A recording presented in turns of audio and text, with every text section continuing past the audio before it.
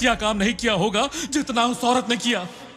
राजीव बेटा, भूल जाओ पुरानी बातों को।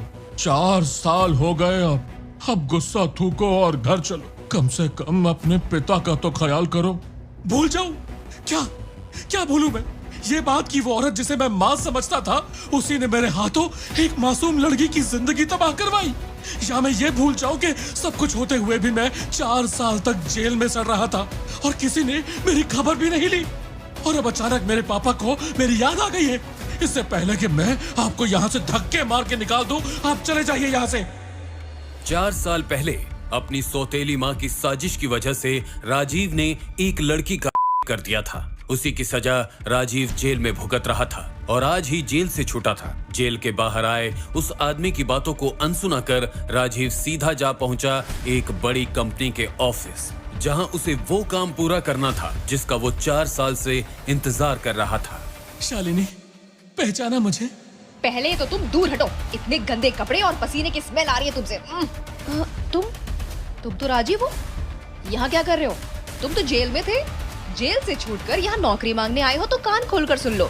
तुम्हें मेरी कंपनी में तो क्या, पूरे शहर में नौकरी नहीं मिलेगी। मैं नौकरी के लिए नहीं, मैं तो तुमसे शादी की बात करने आया था।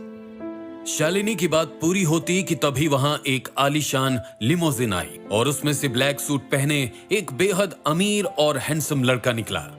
उसे देखते ही शालिनी उसके गले लग गई और राजीव के सामने ही उस लड़के को किस करने लगी।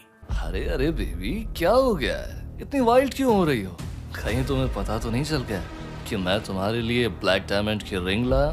ब्लैक डायमंड रिंग का नाम सुनते ही शालिनी की आंखें चमक गईं और उसने राजीव की तरफ देखकर कहा, राजीव, तुम्हारी 7 पुश्तें भी मिलकर इस रिंग को नहीं खरीद सकती और तुम मुझसे शादी करना चाहते हो।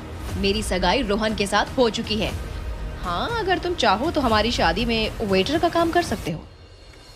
शालिनी की बात पूरी होती कि तभी बहुत तेज आवाज के साथ तेज हवा चलने लगी और काले रंग का हेलीकॉप्टर सड़क के बीच लैंड हुआ और उसमें से 2 लोग एक साथ उतरे। शहर का सबसे बड़ा बिजनेसमैन और एक रहस्यमयी आदमी। उस रहस्यमयी आदमी ने राजीव को सैल्यूट मारकर कहा, राजीव सर, आपको हमारे साथ अभी चलना होगा।